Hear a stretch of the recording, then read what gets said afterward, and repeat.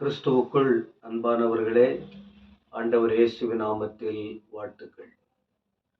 இந்த இரவு வேளையில் கர்த்தருடைய கிருபையினால் 40 நாட்கள் லெந்து நாட்களையொட்டி ஒரு சிறிய தியானமாக சுருக்கமான அளவில் உங்களுக்கு ஆண்டுடைய வார்த்தைகளை சொல்லி வருகிறோம். தேவனுடைய நாமத்திற்கு ஸ்தோத்திரம். இந்த 9வது நாளுக்காக தேவனை துதிக்கிறேன்.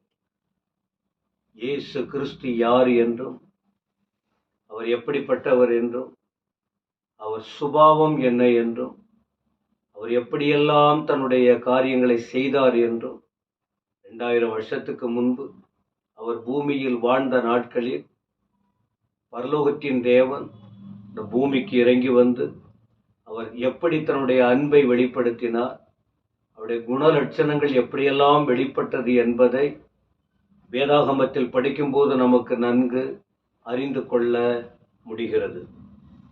இந்த நாளிலும் ஒரு சில வார்த்தைகளை நான் சொல்ல விரும்புகிறேன். யோவான் சுவிசேஷம் 5ஆம் அதிகாரம் 30ஆம் வசனம். யோவான் 5:30 என்ன சொல்லுகிறார்? நான் என் சுயமாய் ஒன்றும் செய்கிறதில்லை, நான் கேட்கிறபடியே நியாயம் தீர்க்கிறேன். எனக்கு சித்தமானதை நான் தேடாமல் என்னை அனுப்பின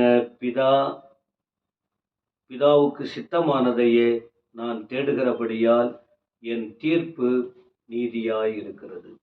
ஆண்டவர் ஒரு வார்த்தை சொன்னபோது அதிலே தெய்வீகம் அடங்கி இருக்கிறது, கருத்துக்கள் இருக்கிறது, சத்தியங்கள் புரிந்து கொள்ள முடிகிறது.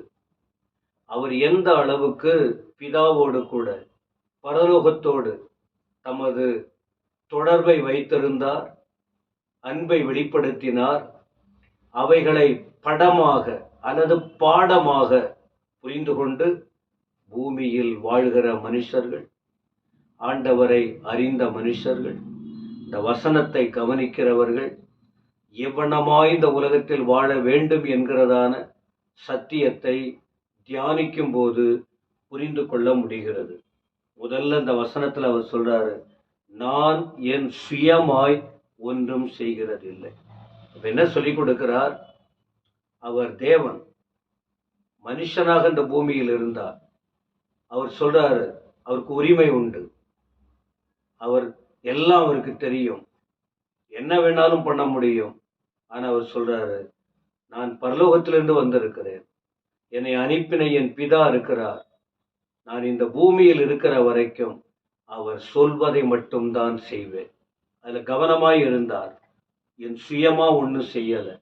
அப்ப இந்த ராத்திரி இந்த வார்த்தையை கேட்கிற என் அன்பு சகோதர சகோதரிகளே, நாம புரிந்து கொள்ள வேண்டியது, எத்தனையோ காரியங்கள் சுயமாய் யோசிப்பது தவறில்லை, பேசுவது தவறில்லை, செய்வது தவறில்லை, முயற்சிப்பது தவறில்லை.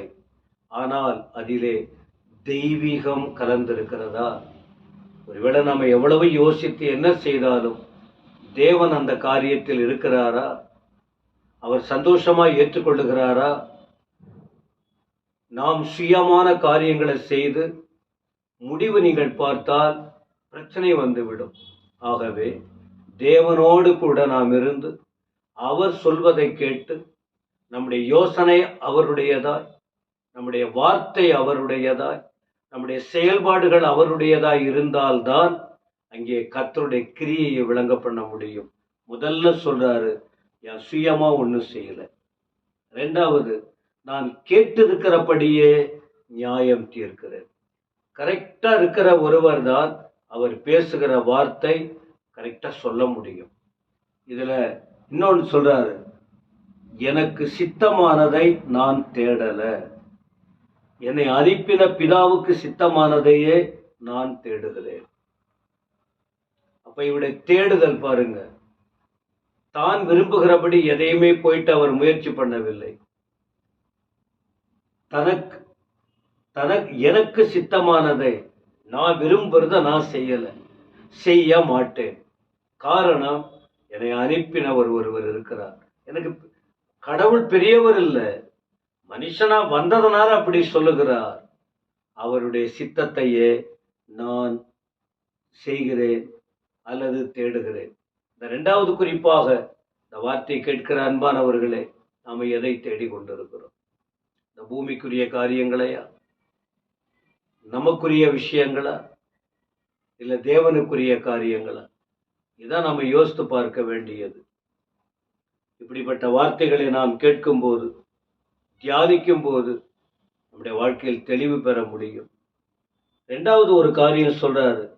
யோவான் 7ஆம் அதிகாரம் 18ஆம் வசனத்தில் 7:18 சொல்லுகிறது.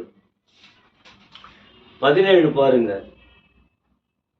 இயேசு சொல்றாரு 16ல, அவர்களுக்கு பிரதியுத்தரமாக, யூதர்கள் அங்க இருக்கிறாங்க, அவர்களுக்கு சொல்றாரு, என் உபதேசம் என்னுடையது இல்லை, என்னை அனுப்பினவருடையது.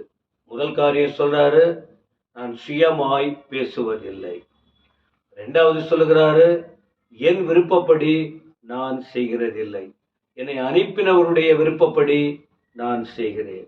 மூன்றாவது சொல்லுகிறார், நான் உபதேசம் பண்ணுகிறேனே, என் உபதேசம் என்னுடையது இல்லை, என்னை அனுப்பினவருடையதாய் இருக்கிறது. அவருடைய சித்தத்தின்படி செய்ய மனதுள்ளவன் எவனோ அவன் இந்த உபதேசம் தேவனால் உண்டாயிருக்கிறதோ நான் சுயமாய் பேசுகிறேனோ என்று அறிந்து கொள்ளுவார். சுயமாய் பேசுகிறவன் தன் சுய மகிமையை தேடுகிறான்.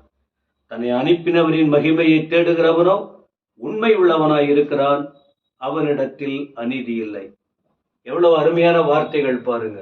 சுய மகிமையை பேசினா அவன் தன்னுடைய மகிமையை தேடுறான், தன் பேர் வரணும், தன்னுடைய புகழ் வரணும். ஆனால் தேவ மகிமையை தேடுகிறவன் உண்மை உள்ளவனாய் இருக்கிறான். எனவே இந்த வார்த்தைகளை கேட்கிற அருமையானவர்களே, 3 காரியம் பார்த்தோம். கடைசியா உண்மையாய் இருக்க வேண்டும் என்று எதிர்பார்க்கப்படுகிறது. வசனங்களை கேட்போம், சிந்தனை பண்ணுங்க. நம்ம எவ்வளவு யோசித்தாலும், நம்ம எவ்வளவு முயற்சி பண்ணாலும் ஒன்றுமில்லை.